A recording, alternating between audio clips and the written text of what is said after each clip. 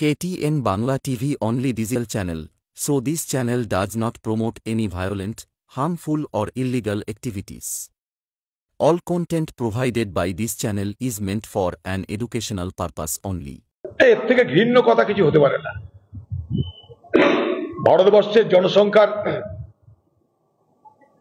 প্রায় 14 থেকে 16% মুসলমান। আমি পার্লামেন্টে প্রশ্ন করেছিলাম মোদিকে, ভারতবর্ষের প্রধানমন্ত্রীকে, যে আপনি যে বলেন সবকা সাথ সবকা বিকাশ সবকা প্রয়াস, আপনার দলে আপনার যত এমপি আছে তার মধ্যে একটাও মুসলমান নেই কেন? তাহলে সবকা সাথ সবকা বিকাশ কি করে হবে? আপনি যে ক্যাবিনেট তৈরি করেছেন একটা মুসলমান মন্ত্রী নেই কেন? ভারতবর্ষের স্বাধীনতার পর প্রথম মোদি জমানায়, আবার বলছি ভারতবর্ষের স্বাধীনতার পর প্রথম মোদি জমানায় মুসলমান কোনো এমপি নেই, মুসলমান কোনো মন্ত্রী নেই। অটল বিহারী বাজপেয়ী জমানাতেও ছিল মুসলমান মন্ত্রী, এই জমানা সব উঠিয়ে দিয়েছে। তাহলে সবকা সাথ সবকা বিকাশ হবে কি করে? এটাই বিজেপির ঘরানা, রাজনৈতিক ঘরানা এইটাই। এই ভারতবর্ষের মুসলমান সম্প্রদায়কে তারা মনে করে দ্বিতীয় শ্রেণীর নাগরিক, তাদের কোনো অধিকার নাই।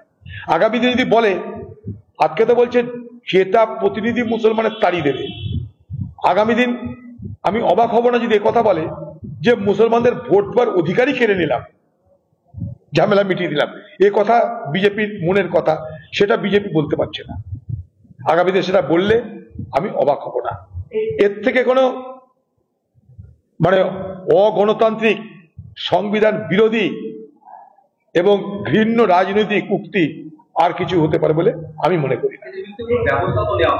কে ব্যবস্থা নেবে? কে ব্যবস্থা নেবে? ব্যবস্থা নেওয়ার ক্ষমতা যদি থাকে সরকারের নেবে। এখানকার সরকারের ক্ষমতা আছে।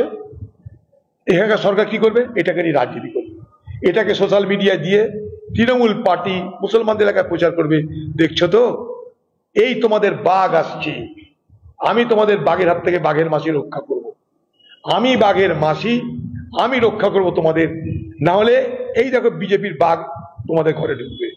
দুজনের পক্ষে সুবিধা এটা। মাঝখান থেকে প্রাণ যাচ্ছে কাদের?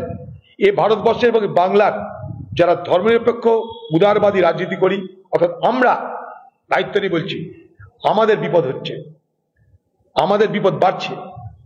বাংলায় উদারপন্থী ধর্মনিরপেক্ষ যে জায়গাটা, সেটা ক্রমশ সংকুচিত হচ্ছে এই ধরনের ঘৃণ্য রাজনীতির দাবানলে, ঘৃণ্য রাজনীতির সংঘাতে। একদিকে বলছে বিজেপি নামক বাঘ আসছে, কি বললো? মুসলমান ঢুকতে দেওয়া হবে না। বাঘের মাসি কি বলবে মুসলমানদের? দেখছো তো আমাকে কেন রাখা প্রয়োজন, না তোমাদেরকে ঢুকতে দেবে না। কোন আইনে আছে কি এটা? স্পিকার কেন স্টেপ নিতে পারে না?